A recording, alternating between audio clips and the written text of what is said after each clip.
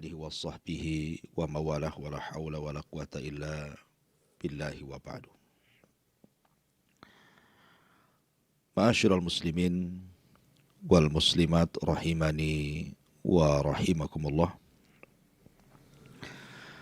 Alhamdulillah, segala puja dan puji hanya milik Allah subhanahu wa ta'ala. Salawat ring salam kita hadiahkan kepada Rasul kita baginda Nabi besar Muhammad sallallahu alaihi wasallam. Dan di pagi hari ini kita akan membahas tentang Al-Mizan, timbangan pada hari kiamat. Ma'asyiral muslimin yang dimuliakan Allah subhanahu wa ta'ala, salah satu keimanan pada hari kiamat adalah al-iman bil mizan, beriman dengan adanya timbangan. Kapan Allah subhanahu wa ta'ala akan menimbang amalan seorang hamba? Kemudian apa yang ditimbang? Kemudian apa hikmah di balik timbangan itu? Apa saja amalan-amalan yang bisa memberatkan timbangan, dan apa saja amalan-amalan yang bisa meringankan timbangan. Inilah yang kita akan bahas 1 jam ke depan. Ma'asyiral muslimin yang dimuliakan Allah subhanahu wa ta'ala, kita meyakini bahwa seorang muslim akan dibangkitkan dan akan dikumpulkan menghadap Allah subhanahu wa ta'ala di padang mahsyar. Mu'minuhum wa kafiruhum, tentunya juga bukan hanya mukmin, tapi orang-orang kafir juga sama. Dan semua manusia tidak lepas daripada hisab. Semua akan diperhitungkan di hadapan Allah subhanahu wa ta'ala. Ma'asyiral muslimin yang dimuliakan Allah subhanahu wa ta'ala, akan tetapi hisab sendiri terbagi menjadi 2 macam. Ada orang yang dihisab dengan hisaban yasira. Fa amma man utiya kitabahu biyamini fasawfa yuhasabu hisaban yasira. Ada orang yang dihisab itu dengan hisab yang mudah. Tetapi juga ada yang dihisab dengan hisab yang sangat sulit, tergantung amalan dia di dunia. Tetapi banyak juga manusia yang lepas daripada hisab. Sebagaimana hadis Nabi SAW yang masyhur, ketika Nabi SAW diperlihatkan umatnya ada 70.000 orang yang masuk surga tanpa hisab dan tanpa azab. Kemudian Nabi SAW menyebutkan sifat-sifatnya. Alladzina la yastarkun wa la yaqtawun wa la yatatayyarun wa ala rabbihim yatawakkalun. Orang-orang yang tidak minta diruqyah, orang-orang yang tidak berobat dengan kai besi yang dipanaskan, dan orang-orang yang tidak tatayyur, menganggap hoki dan sial kepada binatang tertentu atau benda tertentu, dan orang yang menambatkan tawakal hanya kepada Allah Azza wa Jalla. Ma'asyiral muslimin yang dimuliakan Allah Azza wa Jalla, tentu hisab ini sesuatu yang melelahkan bagi manusia, karena mereka harus tinggal di padang mahsyar itu 50.000 sana, 50.000 tahun. Apakah ini berlaku kepada seluruh manusia akan tinggal di padang mahsyar itu 50.000 sana, 50.000 tahun? Apakah hanya berlaku kepada orang-orang kafir saja? Sebagian para ulama mengatakan bahwa lamanya waktu ini hanya diberikan kepada orang-orang kafir.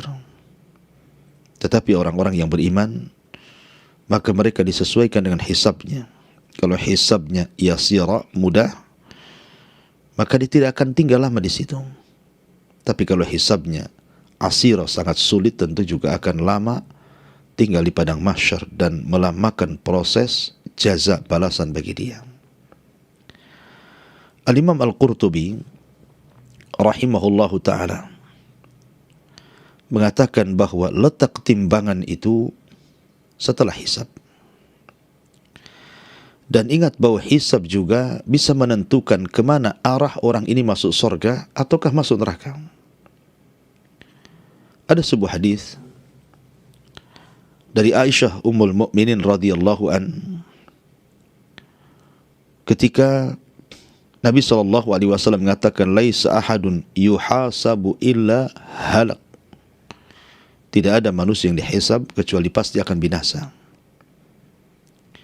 Maka Ummul Mukminin Aisyah radhiyallahu anha mengatakan, ya Rasulullah, ja'alanillahu fidaka alaysa yaqulullahu azza wa jal fasawfa yuhasabu hisaban yasira. Ya Rasulullah, semoga Allah subhanahu wa ta'ala menjadikan diriku sebagai tebusan dirimu. Bukankah Allah subhanahu wa ta'ala telah berfirman, adapun orang-orang yang diberi catatannya dengan tangan kanannya, fasawfa yuhasabu hisaban yasira, maka dia akan dihisab dengan hisab yang mudah. Kenapa pula kemudian Anda mengatakan tidak ada seorang hamba yang dihisab pasti akan binasa? Maka Nabi SAW menjawab, yang dimaksud hisab yasira di sini adalah al-ardu, hanyalah pembentangan catatan amal, bukan nukish, bukan orang ini kemudian berdialog dengan Allah Azza wa Jalla dengan cara munaqashah. Munaqashah itu artinya berdebat duluan. Kata para ulama mengatakan bahwa hisab itu terbagi dua. Ada hisabul ardi, dan inilah hisaban yasira. Ada hisab yang asir, yang sangat sulit, apabila Allah subhanahu wa ta'ala bermunaqashah, berdebat dulu dengan hamba ini. Lah seorang yang beriman, mereka yang sudah ditentukan masuk surga, maka hisabnya adalah hisabul ardi. Apa hisabul ardi di sini? Maksudnya diingatkan akan nikmat-nikmat Allah, tapi tidak dituntut untuk bertanggung jawab akan nikmat itu.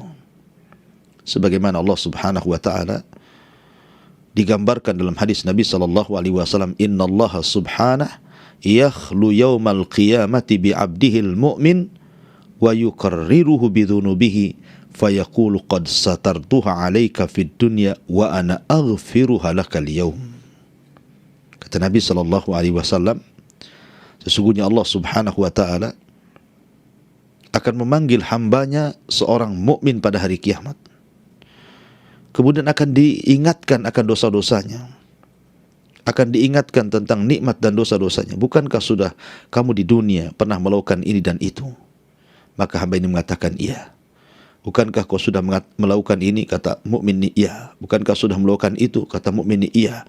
Tetapi Allah katakan, sungguh aku sudah tutupi dosa-dosamu di dunia, maka hari ini ku ampun dosa-dosamu.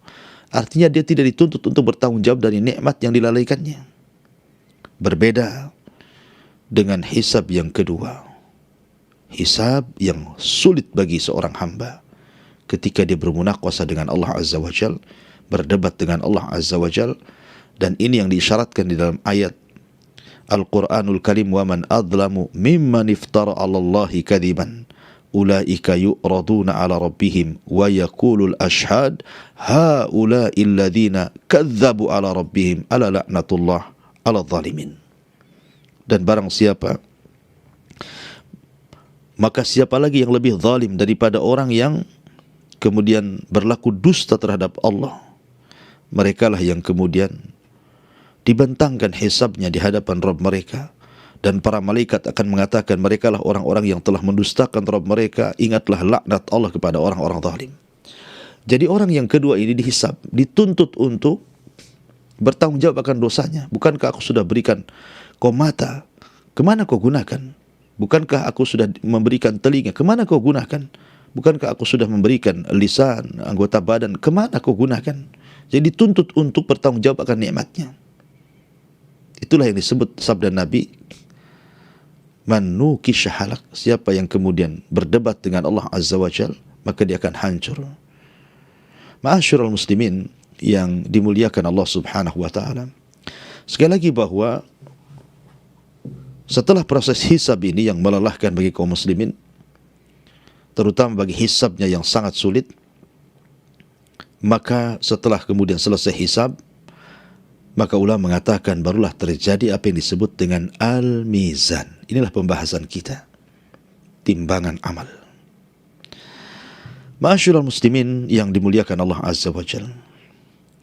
Di dalam Al-Quranul Karim, Allah Subhanahu wa taala berfirman, "Wa nada'ul mawazinal qista li yaumil qiyamah, fala tudlamu nafsun syai'a wa in kana mithqala habbati min khardalin ataina biha wa kafa bina hasibin." Dan kami akan letakkan timbangan-timbangan keadilan pada hari kiamat. Ingat, timbangan ini besar, melebihi besarnya langit dan bumi. Karena dalam sebuah hadis Nabi SAW, ketika Musa alaihi salatu wassalam datang menghadap Rabbnya dan mengatakan, "Ya Rabb, alimni du'aan adhkuruka bika." Wahai Rabb, ajarkan kepadaku doa yang aku bisa berzikir dengan doa itu kepadamu. Maka Allah mengatakan, "Qul ya Musa la ilaha illallah." Wahai Musa, katakan la ilaha illallah. Maka Musa mengatakan, "Ya Rabb, kullun nas yaquluna hadha." Semua manusia mengucapkan kalimat ini, aku ingin yang lain. Tapi Allah mengatakan, "Qul ya Musa la ilaha illallah."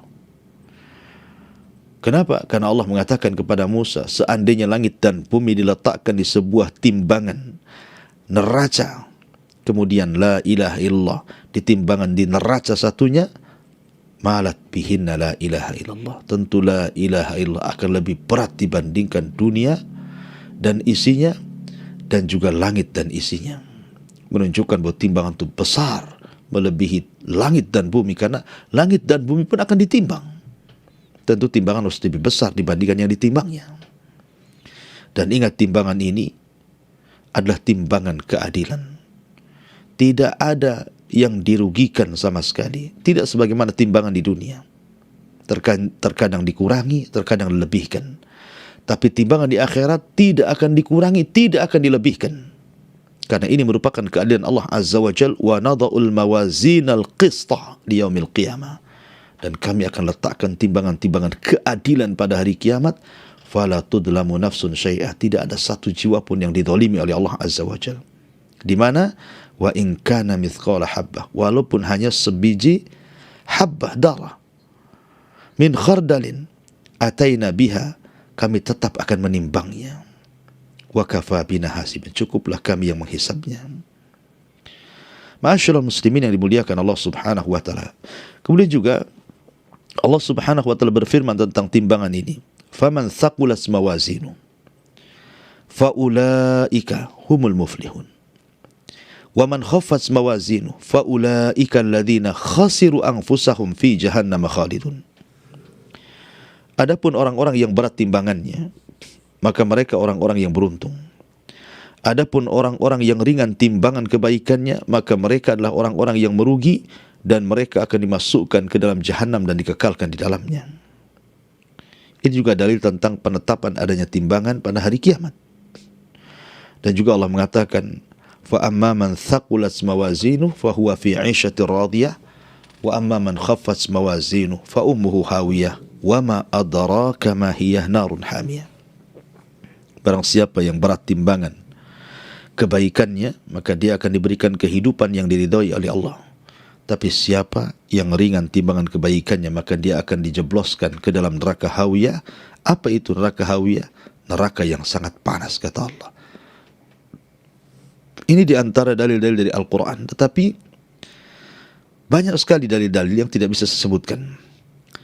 Kemudian juga hadis dari Nabi SAW tentang penetapan adanya timbangan. Allah Subhanahu wa taala berfirman, Nabi SAW bersabda, "Kalimatani habibatani ila rahman, khafifatani 'alal lisan, thaqilatani fil mizan, subhanallah wa bihamdihi, subhanallahil azim." Dua kalimat, dicintai Ar-Rahman, berat dalam timbangan, dan sangat ringan di lisan. Subhanallah wa bihamdihi subhanallahil azim. Maka siapa yang memperbanyak doa subhanallah atau zikir subhanallah bihamdi subhanallahil azim, maka dia sedang memberatkan timbangannya. Karena Rasul mengatakan khafifatani 'alal lisan tsaqilatani fil mizan. Dua kalimat yang ringan tapi memberatkan timbangan. Berarti ada timbangan. Kemudian juga Nabi SAW mengatakan at-tuhuru syatrul iman walhamdulillah tamla'ul mizan. Kalimat subhanallah separuh daripada keimanan. At-tuhur maksudnya kebersihan itu separuh daripada keimanan. Dan kalimat alhamdulillah memenuhi dan memberatkan timbangan. Ini dari Nabi SAW juga menunjukkan adanya timbangan. Termasuk juga hadis Anas bin Malik radhiyallahu anhu. Ketika dia datang kepada Rasul meminta syafaat dan mengatakan, "Ya Rasulullah, atlub minka syafa'ah." Aku menghendaki darimu agar engkau berikan syafaat padaku pada hari kiamat. Maka Rasul mengatakan, "Af'al ya Anas, saya akan lakukan untukmu hai Anas." Ya, karena Anas sudah berjasa kepada Rasul, membantu Rasul SAW selama 10 tahun sampai wafatnya Nabi. Kemudian Anas bin Malik radhiyallahu anhu mengatakan, "Ya Rasulullah, fa aina atlubuka?" Kalau begitu, di mana ku cari dirimu kelak pada hari kiamat? Maka Nabi SAW mengatakan, "Tajiduni indal mawazin." Salah satunya adalah temui aku di tempat penimbangan amal. Menunjukkan bahwa adanya timbangan pada hari kiamat. Ma'asyiral muslimin yang dimuliakan Allah Azza wa Jalla. Tadi saya sudah katakan bahwa waktu penimbangan pada hari kiamat itu adalah setelah hisab. Sebagaimana dinyatakan oleh Imam Qurtubi rahimahullahu ta'ala, "Idzan qadal hisab kana ba'dahu waznul a'mal." Apabila selesai proses hisab, maka setelahnya adalah tinggal penimbangan amal. Dan juga dikatakan innal wazna ba'dal hisab, sungguhnya timbangan itu setelah proses hisab. Jadi dihisab dulu manusia, baru kemudian akan ditimbang amal mereka. Lalu apa saja yang ditimbang pada timbangan itu? Sebagian para ulama mengatakan innal ladzi yuzanu fi dzalikal yaum al-a'malu nafsuha wa annaha tujsamu wa tudau fil mizan. Sebagian para ulama mengatakan bahwa yang ditimbang pada hari kiamat itu artinya adalah amal itu sendiri. Dan amal itu akan dibentuk sebagai jism. Akan dibentuk. Ada jasadnya. Kemudian ditimbang. Jadi amalan itu akan dibentuk menjadi jasad dan akan ditimbang. Ma'asyiral muslimin yang dimuliakan Allah Subhanahu wa ta'ala. Sebagian ulama juga mengatakan bahwa 3 perkara yang akan ditimbang. Pertama, orangnya. Yang kedua, amalnya. Dan yang ketiga, catatannya. Tapi Anda harus paham bahwa ketika saya katakan bahwa orangnya pun ikut ditimbang, Anda harus bedakan antara timbangan di dunia dengan timbangan di akhirat. Kalau timbangan di dunia, manusia itu kemudian ditimbang, tentu yang besar, yang gemuk akan lebih berat dibandingkan yang kecil dan yang kurus dan yang krempeng. Tapi bukan itu barometer di akhirat timbangan. Bukan karena badan besar atau badan kecil sehingga timbangan itu memberat atau meringan, bukan. Karena nanti pada hari kiamat akan didatangkan orang yang paling gemuk di bumi, didatangkan di hadapan Allah kemudian ditimbang. Rupanya beratnya tidak sampai melebihi sayap seekor nyamuk. Tapi ada orang yang ditimbang oleh Allah, badannya kecil. Seperti kisah Abdullah bin Mas'ud radhiyallahu an, ketika dia naik pohon kurma, datang angin menyingkap pakaiannya, terlihat kedua betisnya seolah-olah hanya daging yang dibalut kulit, daging yang dibalut tulang. Saking kurusnya Abdullah bin Mas'ud radhiyallahu an. Sahabat pun tertawakan Abdullah bin Mas'ud. Karena apa? Diqqati syaqqaihi, karena kurusnya betis kedua betis Abdullah bin Mas'ud ini. Semua sahabat tertawa. Maka Nabi SAW mengatakan, jangan kalian tertawakan kedua betis Abdullah ibn Mas'ud. Sebab kalau seandainya kedua betis itu ditimbang di hadapan Allah, masih lebih berat dibandingkan gunung Uhud ini. Menunjukkan bahwa bukan itu timbangan. Dan berbeda mikyas aturan timbangan dunia dengan akhirat. Karena yang ditimbang itu bukan hanya manusianya, tetapi amalannya dan juga catatannya. Dan itulah yang menentukan berat dan tidaknya sebuah timbangan. Ma'asyiral muslimin yang dimuliakan Allah Azza wa Jalla. Lalu apa hikmahnya? Kenapa Allah Subhanahu wa ta'ala membuat timbangan amal bagi hamba-hambanya pada hari kiamat? Yang pertama, zuhur athari asma'illahi wa sifatih, untuk menampakkan pengaruh-pengaruh nama-nama Allah dan pengaruh sifat-sifat Allah Subhanahu wa ta'ala. Fallahul alimul khabir al-muhsi, bahwa Allah Subhanahu wa ta'ala zat yang maha alim dan maha menyingkap segalanya. Sehingga ketika manusia ditimbang, tidak ada yang terselubung tersembunyi bagi Allah Subhanahu wa ta'ala. Dan itu menunjukkan tentang nampaknya pengaruh daripada nama dan sifat bagi Allah, di mana Allah itu alim, mengetahui segalanya. Maka dengan timbangan itu baru hamba mengetahui ternyata amalan baiknya lebih berat ataukah amalan buruknya yang lebih berat. Kemudian yang kedua, bayanu qudratihi ta'ala, bahwa dengan adanya timbangan ini menjelaskan tentang kemampuan Allah untuk menghisab makhluknya. Kemampuan Allah untuk menghisab makhluknya, di mana baik kecil ataupun besar tetap ada nilainya. Makanya Allah mengatakan, faman ya'mal mithqala dzarratin khairan yara wa man ya'mal mithqala dzarratin syarran yara. Apa itu dzarrah? Dzarrah itu kalau Anda sedang dalam rumah, kemudian datang cahaya matahari lewat jendela, kemudian Anda buka jendela itu, kemudian Anda melihat ada debu yang berterbangan di antara cahaya-cahaya matahari itu. Itu disebut dzarrah. Barang siapa yang beramal sebiji dzarrah itu, tetap Allah akan balas. Jika kebaikan, Allah balas kebaikan. Jika keburukan, Allah balas dengan keburukan. Faman ya'mal mithqala dzarratin syarran yara. Ma'asyiral muslimin yang dimuliakan Allah Azza. Jadi hikmah yang kedua, bayanu qudratihi, bahwa Allah Subhanahu wa ta'ala sangat mampu menghisab, baik yang kecil ataupun yang besar. Kemudian yang ketiga, izharu annahu la tusawi bainal muhsin wal musi.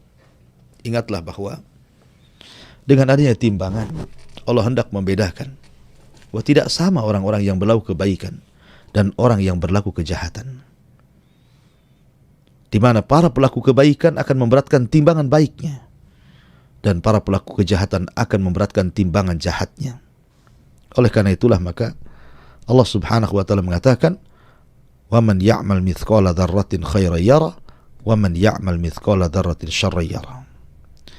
Kemudian yang keempat, farhatul mu'min wa hazyul kafir, bahagianya seorang mukmin dan tersiksanya orang kafir ketika di tempat penimbangan amal. Makanya jangan pernah meremehkan sekecil apapun kebaikan, karena semua akan ditimbang. Rasul mengatakan, la tahkiranna minal ma'rufi syai'an walau an talqa wajhaka li akhika biwajhin talqin. Jangan kau remehkan sekecil apapun kebaikan, walaupun hanya melemparkan senyum kepada saudaramu. Boleh jadi lemparan senyum inilah yang menjadikan pembuka pintu surga bagi kita. Karena semua akan ada balasannya, semua ada hisabnya, semua ada timbangannya. Kemudian yang kelima, yang keenam, iqamatul mawazin fiha iqamatul hujjah, bahwa dengan ditegakkannya timbangan-timbangan itu sebenarnya hakikatnya Allah sedang menegakkan hujjah kepada kita. Siapa yang pantas masuk surga dan siapa yang tidak pantas masuk surga alias masuk neraka. Ma'asyiral muslimin yang dimuliakan Allah Azza wa Jalla. Adapun amalan-amalan yang harus Anda hindari, sebab kalau Anda lakukan amalan-amalan ini sangat mempengaruhi berat dan timbanya sebuah timbangan. Pertama, riya. Nabi SAW mengatakan, inna akhwafa ma akhafu alaikum syirkul asghar. Sesungguhnya yang paling aku khawatirkan menimpa kalian adalah syirik kecil. Kila, dikatakan, apa itu syirik kecil wahai Rasul? Maka Rasul mengatakan, ar-riya, Anda beramal ingin dipandang manusia. Kemudian Nabi SAW membacakan sebuah hadis qudsi, yaqulullahu azza wa jalla lahum yaumal qiyamah idza khujizan nasu bi'amalihim idhabu ila alladhina kuntum tara'una fid dunya.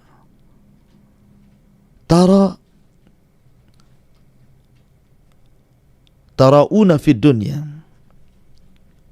Allah berfirman pada hari kiamat, apabila manusia dibalas dengan amal-amal mereka, maka Allah perintahkan, pergilah kepada orang-orang yang ketika di dunia kau meminta pujian dari mereka.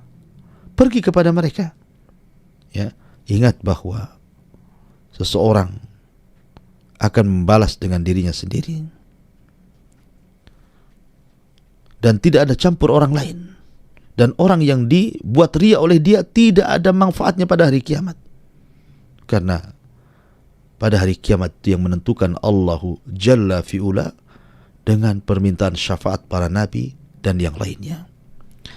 Ma'asyiral muslimin yang dimuliakan Allah Azza wa Jalla. Termasuk juga dari sini menunjukkan bahwa riya itu salah satu peringan timbangan pada hari kiamat. Maka jangan pernah riya, karena itu penyebab kenapa timbangan kita akan ringan di hadapan Allah Subhanahu wa ta'ala. Ma'asyiral muslimin yang dimuliakan Allah Subhanahu wa ta'ala. Kemudian juga yang bisa memberatkan timbangan adalah seseorang melakukan kezaliman sampai merugikan orang lain.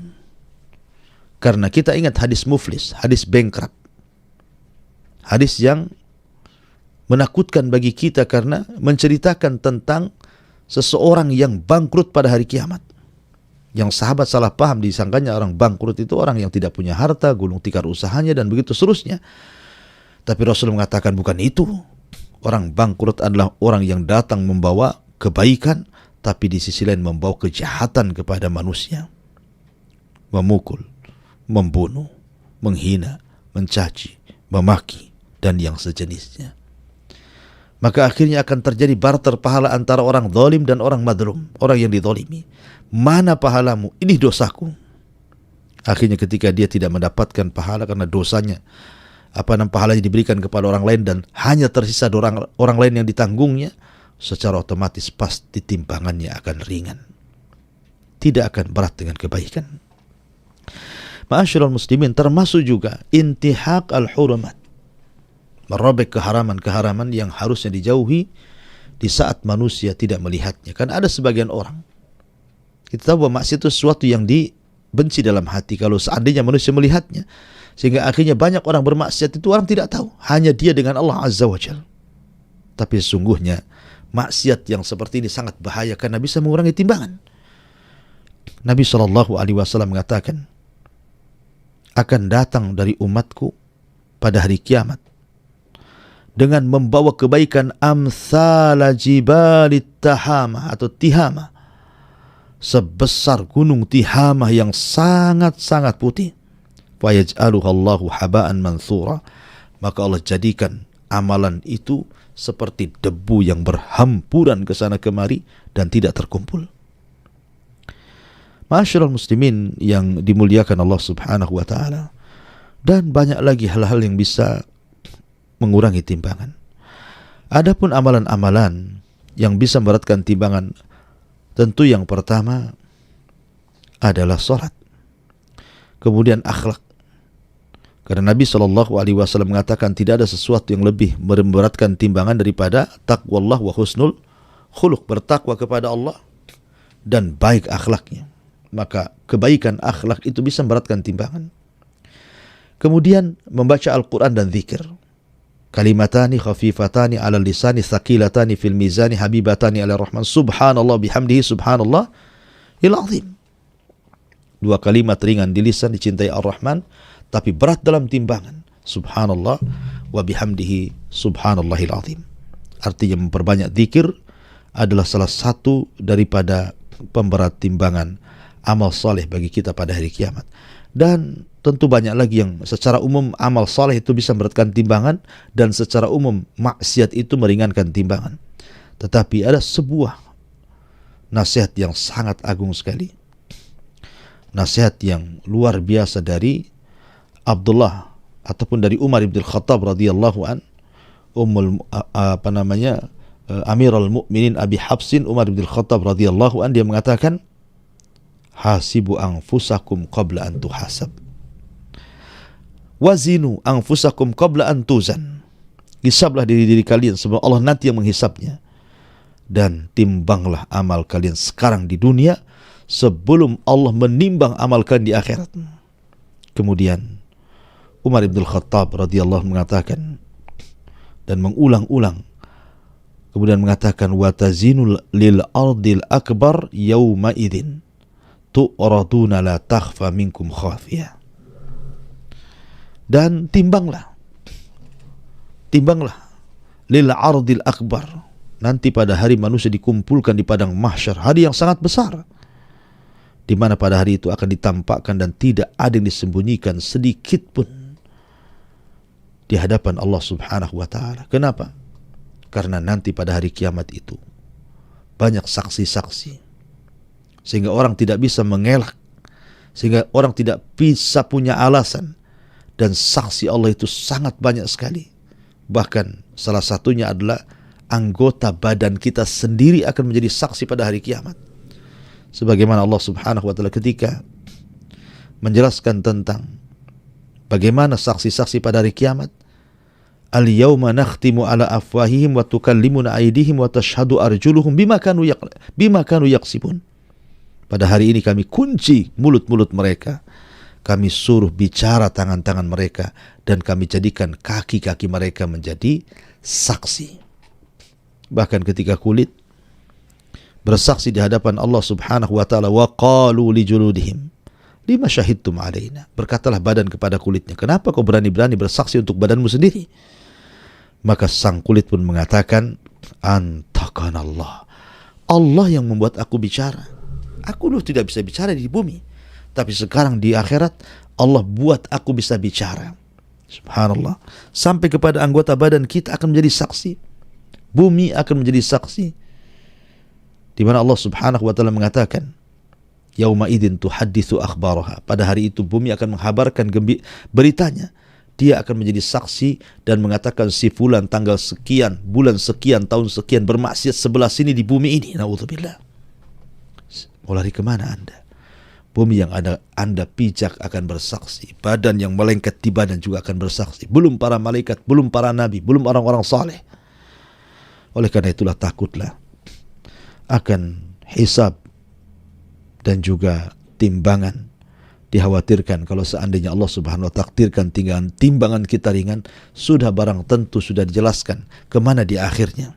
Fa amma man khaffat mawazinu fa ummuhu hawiyah wa ma adraka ma hiya narun hamiyah. Adapun yang ringan timbangannya, maka akan dimasukkan ke dalam neraka hawiyah. Apa itu hawiyah? Hawiyah itu neraka yang menyala-nyala. Wallahu a'lam bishawab. Ini diantara pembahasan kupas tentang masalah timbangan pada hari kiamat. Saya kembalikan kepada moderator, silahkan kalau ada yang mau bertanya, tinggal ditanyakan dari jamaah, baik dari YouTube Humairah Channel ataupun dari YouTube Kiswah TV. Wallahu a'lam bishawab.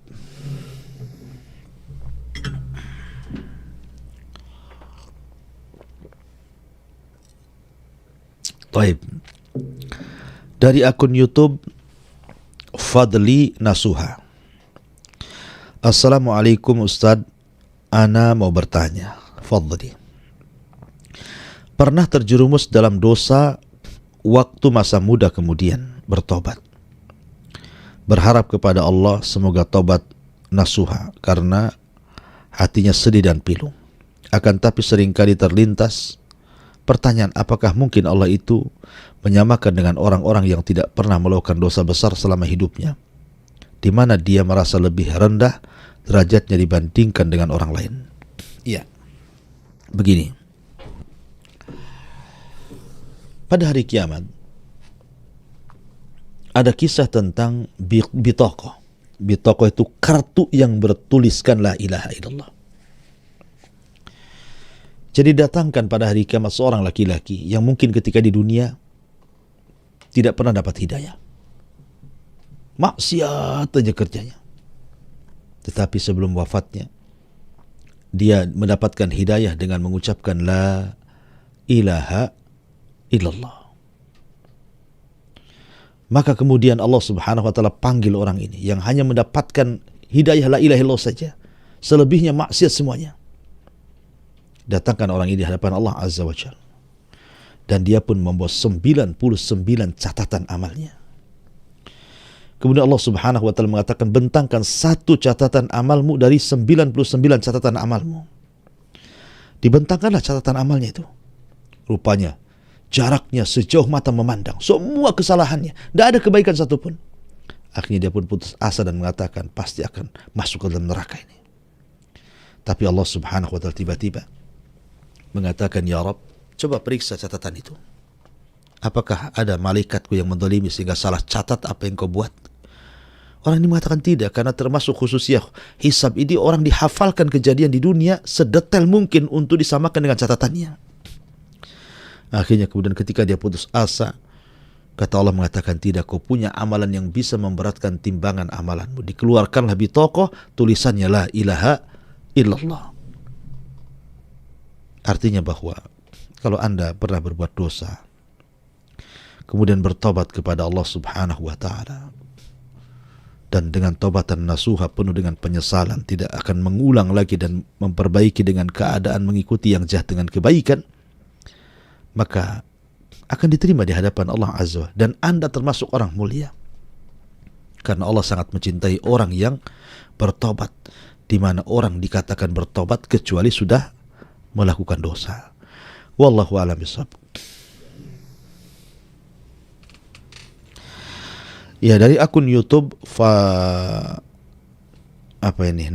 Nafo ya Haryanto. Akun YouTube Nafo Haryanto. Ustadz, saya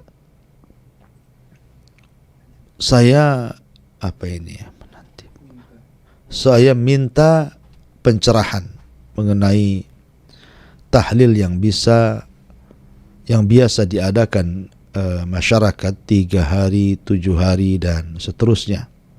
Sesuaikah dengan syariat yang sebenarnya? Ya, alhamdulillah.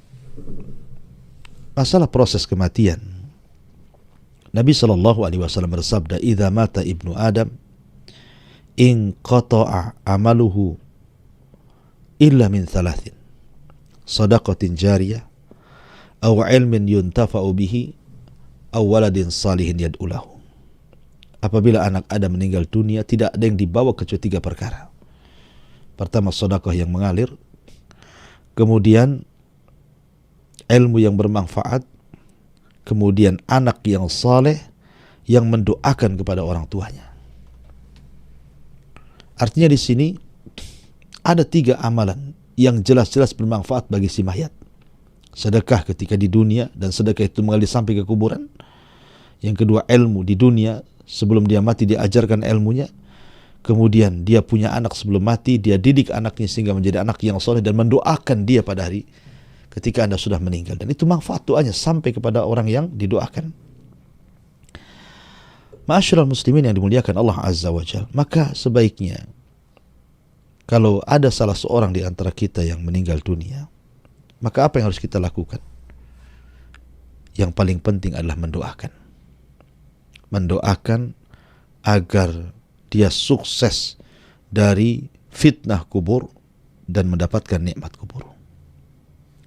Mendoakan kebaikan. Yang kedua, bersedekah untuk orang yang meninggal. Karena bersedekah kepada orang yang meninggal itu akan sampai. Ya. Kemudian juga selain bersedekah adalah kalau Anda seorang anak ingin membantu orang tuanya, maka Anda berbuat baik, berbuat soleh. Secara otomatis kesolehan Anda akan sampai kepada orang tua Anda. Apalagi Anda sampai mendoakan kepada orang tua. Rabbighfirli wa liwalidayya warhamhuma kama rabbayani shaghira. Ya. Jadi lakukanlah yang jelas-jelas disunahkan, yang jelas-jelas diperintahkan oleh Allah dan Rasulnya, dan jauhi hal-hal yang belum ada dalilnya. Wallahu a'lam. Assalamualaikum Ustadz, salam kenal dari pesisir selatan Sumbar. Nama saya Lena. Aku ingin bertanya sama Ustadz, tafadhali. Saya disuruh berpisah dengan suami oleh mertua saya karena sang mertua tidak suka dengan saya. Pertanyaan saya, apakah kita berdosa jika melawan perkataan mertua, dan apa solusi untuk anak Ustadz? Ya, jangan mau. Kalau disuruh bercerai oleh orang tua, lihat maslahatnya. Apa alasan orang tua memerintahkan Anda untuk bercerai? Ya, memang ada dulu sejarah bahwa seperti Ibrahim ketika memerintahkan Ismail putranya untuk bercerai, Ismail langsung menceraikan. Ya, karena istri memang buruk akhlaknya. Istri yang pertama Ismail buruk akhlaknya, Ibrahim tahu dan mengujinya. Makanya suruh ceraikan, cari yang lain yang baik. Maka dia pun ceraikan dan cari yang baik. Kemudian juga di zaman Umar bin Khattab radhiyallahu an memerintahkan Abdullah ibn Umar untuk menceraikan istrinya. Abdullah bin Umar pun menjelaskan dan menceraikan istrinya ketika itu sedang haid. Maka Rasul tahu, kata Rasul, balik lagi, rujuk lagi, nanti kalau hendak menceraikan jangan di waktu haid. Tetapi di sini Umar seorang muhaddats, tahu maslahat untuk anaknya. Tapi apakah orang-orang tua yang menyuruh bercerai anaknya itu seperti Umar bin Khattab? Tidak juga. Terkadang hanya masalah dunia sepele meminta anaknya untuk bercerai. Jadi jangan dituruti kalau alasannya tidak jelas dan Anda baik-baik saja dalam rumah tangga dan tidak ada masalah. Walaupun ada riak-riak masalah kecil, tapi bisa diselesaikan. Karena bagaimanapun perceraian itu sangat dibenci dan iblis senang kepada orang yang bercerai. Berarti sukses anak buah menggodanya. Maka sebaiknya Anda tidak usah bercerai. Kalau Anda sepakat dengan suami Anda tidak bercerai, ngapain bercerai? Tinggal Anda perbaiki hubungan Anda dengan suami atau suami dengan Anda, kemudian hubungan Anda dengan orang tua dan juga mertua. Wallahu a'lam. Taib. Dengan berakhirnya pertanyaan ketiga, maka berakhir pula kajian kita di pagi hari ini. Semoga ada manfaatnya. Kita tutup dengan doa kafaratul majlis. Subhanakallah bihamdika, asyhadu an la ilaha illa anta, astaghfiruka wa atubu ilaik. Allahu ta'ala alam. Assalamualaikum warahmatullahi wabarakatuh.